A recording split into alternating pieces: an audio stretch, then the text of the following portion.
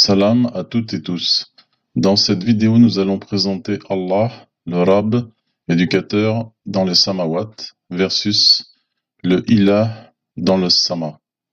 À titre liminaire, il est à rappeler que les versets 59-22 et 59-23 indiquent notamment, pour le 59-22, il est Allah, celui qui n'est pas un Ilah, mais il est le connaisseur de l'inconnaissable. Et pour le 59-23, il est Allah, celui qui n'est pas un Ilah, mais il est le souverain. Par ailleurs, une question est souvent posée. Que représente le Ilahun Wahidun dans le verset 263 par exemple? Et votre Ilah est un Ilahun Wahidun, il n'est pas un Ilah, mais il est Ar-Rahman, Ar-Rahim. Ce que les gens ne remarquent pas, en général, c'est la ponctuation, identifiée en jaune par un point dans la translittération du verset et par un symbole dans le texte coranique. Il y a donc deux phrases distinctes. Le Ilahun Wahidun n'est pas relatif à Ar-Rahman, Ar-Rahim. Dans la suite de la vidéo, vous allez entendre des termes comme les Samawat, le Sama, Al-Ard, Al-Ma, qui sont de manière classique traduits par les cieux, le ciel, la terre et l'eau. Bien que ces termes aient une autre signification dans la révélation coranique, ce qui compte, c'est d'avoir à l'esprit que Samawat est le pluriel de Sama. Il faut rappeler que les suppositions infondées des gens peuvent être leur Ilah. C'est ce que précise le verset 45-23. En effet, ce verset indique « Vois-tu, quiconque prend pour son Ilah sa supposition infondée, et Allah lui accorde l'égarement malgré son savoir, et scelle son ouïe et son esprit, et étend un voile sur sa vue. Qui donc peut le guider après Allah ?» Ainsi, il faut se rendre à l'évidence qu'il y a une multitude de Ilah, résultat des suppositions infondées des gens. Maintenant, nous allons étudier l'utilisation de la combinaison négation suivie du mot Ilah. Dans le verset 15-42, nous pouvons lire « Certainement, sur mes serviteurs, tu n'auras aucune autorité, Ilah, sur quiconque qui te suivra parmi les dévoyés. » Nous pouvons remarquer que les ibad d'Allah sont de nature opposée aux dévoyés. Par conséquent, dans le verset 15-42, le mot Ilah ne peut pas être traduit par accepté.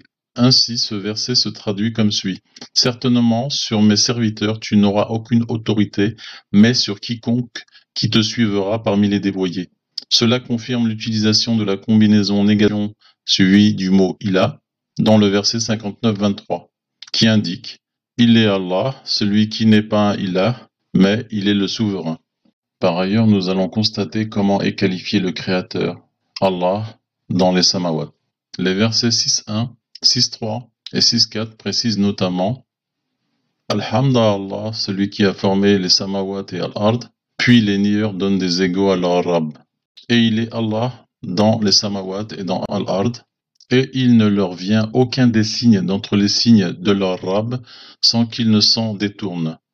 Ainsi, Allah est le Rabb dans les Samawat et Al-Ard. » En outre, le verset 14.2 indique Allah, celui qui possède ce qui est dans les Samawat et ce qui est dans Al-Ard.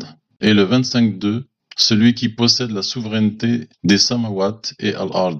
Donc le Créateur est Allah dans les Samawat, celui qui possède la souveraineté et ce qui est dans les Samawat et Al-Ard. Par ailleurs, le verset 19-65 pose la question de savoir quel attribut est celui du Rabb des Samawat et Al-Ard. Le verset 45-36 donne la réponse suivante. Alhamdulillah, Rabb des Samawat et Rabb de Al-Ard, Rabb des Alamin. Et le verset 6.79 ajoute « Certes, moi, je focalise ma volonté exclusivement pour celui qui a créé les Samawat et Al-Ard, et je ne suis point de ceux qui lui donnent des associés. » Avant de poursuivre avec notre sujet principal, nous allons définir ce que signifie coraniquement « min duni », qui est traduit de manière classique par « en dehors d'eux ». Cependant, il y a notamment un verset qui donne la réelle signification de cette expression. Le verset 19-17 qui précise « Alors elle instaura min dunihim », autrement dit, entre elle et eux, un hijab, concernant Mariam. Ainsi, il est établi que l'expression min dunihim signifie comme intermédiaire entre elle et eux. Donc le verset 19-17 se lit comme suit. Alors elle instaura comme intermédiaire entre elle et eux un hijab. Par conséquent, le verset 22-62, par exemple, se traduit ainsi. C'est parce qu'Allah est Al-Haq, le vrai, le réel, et ce qu'ils invoquent comme intermédiaire entre eux et lui est Al-Batil, et qu'Allah est Al-Ali, Al-Kabir. Donc cela précise que ce qui est Al-Batil, le faux, c'est ce qu'ils invoquent en tant qu'intermédiaire, alors que dans la traduction classique, il est indiqué ce qu'ils invoquent en dehors de lui, à la place de ce qu'ils invoquent comme intermédiaire entre eux et lui. Dans de nombreux versets, cela induit en erreur le lecteur dans son interprétation. Maintenant, nous allons voir que le sama est une partie des samawat. Le verset 21-30 indique « Ceux qui ont nié, n'ont-ils pas vu que les samawat et al-ard formaient une masse compacte? Alors nous les avons séparés et nous avons fait de Alma toute chose vivante. N'adhéreront-ils donc pas ?» Par ailleurs, le verset 22-63 ajoute « N'as-tu pas vu qu'Allah a rendu accessible du sama, la ma'a, et al-ard devient alors verte? Certainement Allah est plein de bonté et parfaitement connaisseur. » D'autre part, le verset 27-60 précise « N'est-ce pas lui qui a formé les samawat et al-ard et qui vous a rendu accessible du sama, une ma avec laquelle nous avons fait pousser un environnement spectaculaire, doté de beauté, splendeur. » Par conséquent, nous pouvons conclure que le sama, singulier, du mot samawat, est une partie des samawat, et que le sama nous a été rendu accessible par Allah, par l'intermédiaire de Al-Ma'a. De plus, nous avons aussi accès à Al-Ard, qui est revivifié par Al-Ma'a, provenant du sama. Revenons sur le sujet du Ilahun Wahidun.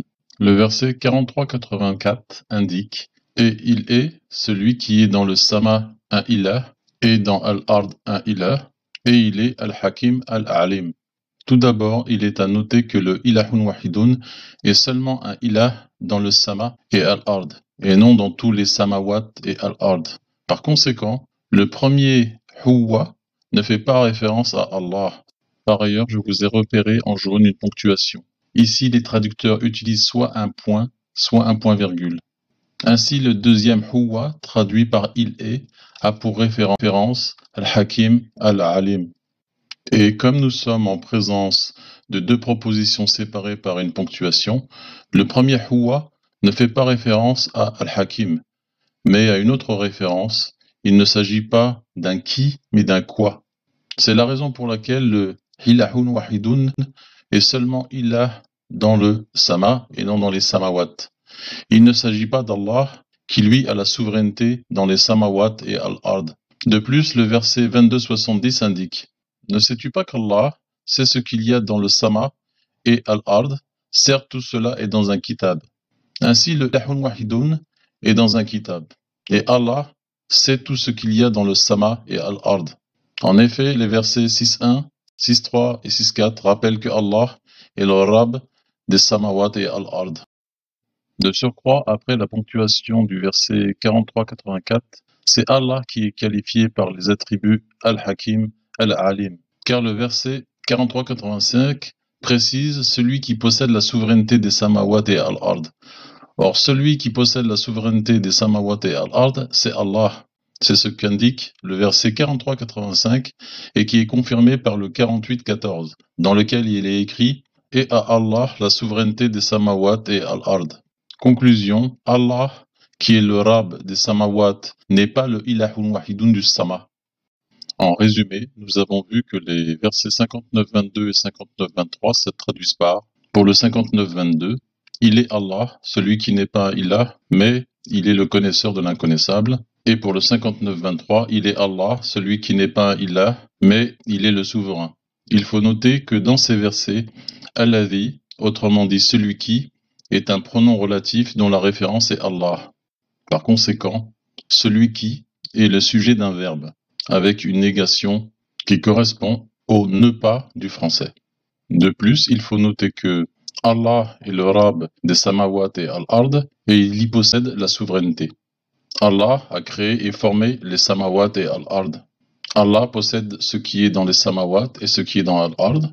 Le sama est une partie des samawat et le Ilahun Wahidun est dans le sama un ilah et dans al-ard un ilah.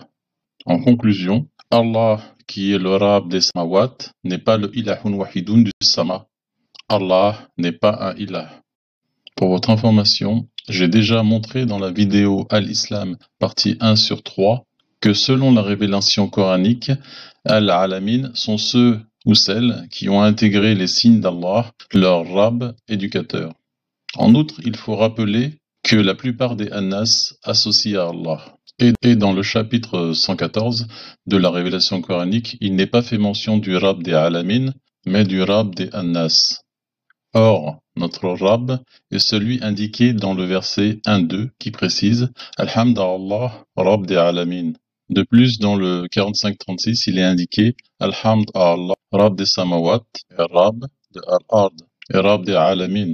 Ces 1203 parlent de la plupart des Annas. Et dans le 1206, il est précisé que la plupart d'entre eux n'adhèrent avec Allah qu'en lui donnant des associés.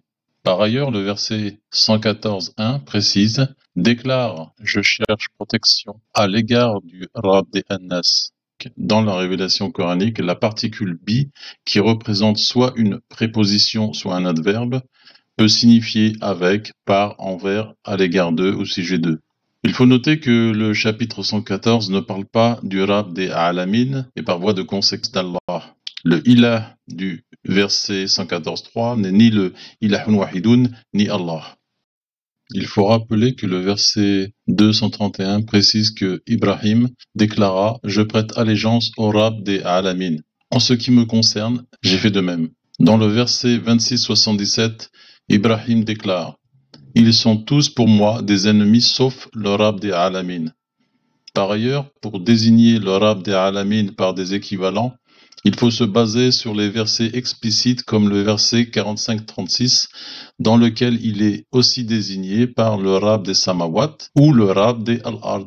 De surcroît, le verset 59-23 précisant que Allah n'est pas un Ilah, par conséquent, d'une part, Allah n'est pas le Ilah An-Nas, du verset 114.3, et d'autre part, il n'y a aucun verset dans la révélation coranique qui indique de manière explicite qu'Allah serait le Ilah des Annas.